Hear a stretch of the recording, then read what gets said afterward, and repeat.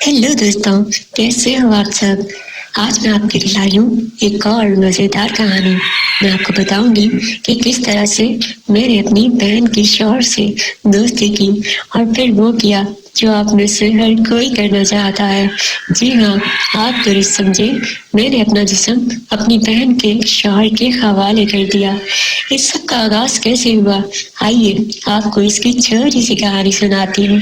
जैसे कि दोस्त जानते हैं कि मुझे शुरू से ही गैर मर्दों का चस्का है। मैंने अपने खानदान में कोई भी मर्द नहीं छोड़ा, सबको चेक किया और मेरिट पर चेक किया। यहाँ तक कि मैंने अपने भांजों भतीजों को भी चेक किया, क्योंकि क्या है ना यार, जो मजा मर्द चखने में है वो किसी और चीज में नहीं। और मर्द चखने का चस्का एक बार जिस औरत को लग जाए फिर उसका काम तमाम समझिए। कुछ ऐसा ही हाल मेरा भी है। मेरी 4 बहनें हैं, मैं दूसरे नंबर पर आती हूँ। हम चारों बहनें शादीशुदा हैं और मैंने अपने तीनों बहनों के शौहर चखे हैं। लेकिन इस दफा जिसकी कहानी मैं आपको सुनाने जा रही हूँ वो मेरी बहन सादिया है, जो सबसे बड़ी है। उसके शौहर का नाम उस्मान है। उस्मान एक अच्छे बिजनेसमैन फैमिली से ताल्लुक रखता है। मैं इन दिनों सेकेंड ईयर में थी। ये बात आज से 15 बरस पुरानी है। मुझे कॉलेज से 10 दिन की सर्दियों की छुट्टियां मिली तो मैं अपनी बड़ी बहन सादिया के पास इस्लामाबाद चली गई।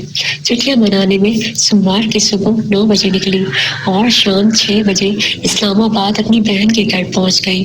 वहां पहुंचते ही मैंने उनका आलीशान घर देखकर हैरान रह गई और दिल ही दिल में सोचने लगी कि सादिया कितना खुशकिस्मत है। यही सोचों में गुम थी कि मेरे जीजा जी उस्मान भी आ गए। जब मैंने उन्हें देखा तो मैं हैरान रह गई। उस्मान जी जो अब पहले से भी ज्यादा खूबसूरत और हैंडसम हो चुके थे। मैंने दोस्तों उसी वक्त ही दिल में ठान ली कि इसके गन्ने का जूस मैंने पीना ही पीना है। खैर मैं उनके गले लग के मिली और जानबूझकर मैंने अपने गुब्बारे उनसे टच करके दबाए। ये सब करके मुझे दोस्तों अजीब सी खुशी और कमीनापन महसूस हुआ। खैर यूं करते करते दिन गुजरते गए और मेरी ख्वाहिशात बढ़ती गई। अब मेरी ख्वाहिशात नाकाबिले बर्दाश्त हद को छूने लगी। यूं कुदरत ने एक दिन मौका फराहम कर ही दिया। मेरी बहन को उसकी दोस्त की माँ की फौतगी में जाना पड़ गया। उस्मान तो वैसे ही दफ्तर में थे, मैं घर में अकेली थी। आज मैं पक्का इरादा किया हुआ था कि अपने हाथ से ही अपनी ख्वाहिशात को खत्म करूंगी, लेकिन कुदरत को शायद कुछ और ही मंजूर था। मैं जैसे ही गरीबों वाली तस्वीरें देखना शुरू की तो दरवाजे के बाहर बेल बजी। मैं जल्दी से दरवाजा खोलने गई तो देखा सामने उस्मान यानी मेरे जीजा जी खड़े थे। आप इतनी जल्दी कैसे आ गए जीजा जी? मैंने अपनी खुशी छुपाते हुए पूछा। बस कुछ अहम कागजात लेने थे, इस वजह से जल्दी घर आ गया, उस्मान जीजू ने थकावट वाले अंदाज से कहा और अपने कमरे में चले गए। इधर मैं अपनी बिल्ली का सोचने लगी और एक मस्त प्लान बना लिया। मैंने दुपट्टा उतार फेंका और जल्दी से खुले गले वाली कमीज पहन ली जिससे मेरे गुब्बारे साफ साफ नजर आए। उसके साथ ही मैं उस्मान के कमरे में चली गई और कहा कि जीजू मैं आपकी मदद करूं कागजात ढूंढने में। ये भी कोई पूछने वाली बात है, उस्मान ने जवाब दिया। मैं जानबूझकर उनके आगे झुककर कागजात देखने लगी जिससे उनकी नजर सीधा मेरे तरबूजों पर गई और वो बस देखते ही रहे। ये चीज मैंने महसूस कर ली लेकिन मैं अनजान बनी रही। खैर यूं करते करते उस्मान ने कहा तुम रहने दो, सादिया को पता होगा, वो आएगी तो ढूंढ लेंगे। फिलहाल तुम जाओ आराम करो और मुझे भी थोड़ा आराम करना है। लेकिन मैं समझ गई थी कि जीजू आराम नहीं करेंगे बल्कि अपने हाथों पर कपड़े धोकर अपने जज्बात का कत्ल करेंगे। मैंने सोच लिया था कि आज उनको रंगे हाथों पकड़ूंगी और फिर अपना काम निकलवा लूंगी। मैं जल्दी से वहां से चली गई। दरवाजे को पूरा बंद भी नहीं किया था ताकि फिर अंदर आ सकूं और बाहर से छुप कर देखने लगी। उस्मान ने अपने घोड़े को बाहर निकाला और उस पर धार फेरने लगा। उस्मान का घोड़ा बिल्कुल सफेद था।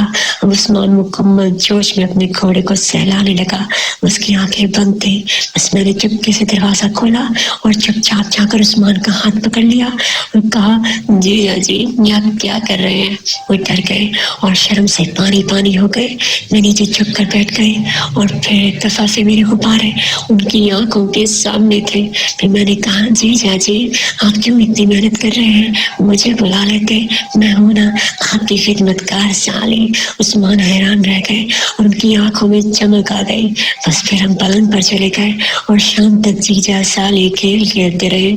जीजा ने मुझे बताया فرمایا کہ انہیں خوش کرنے پر ایک عدد کمپیوٹر بھی لے دیا اور بہت سی شاپنگ بھی کروائی۔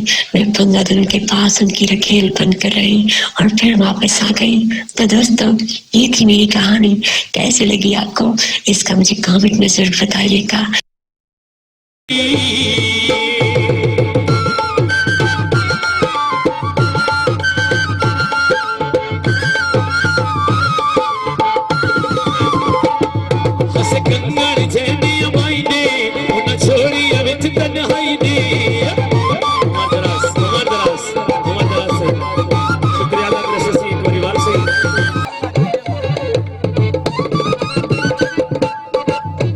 پاگل ہولی گئے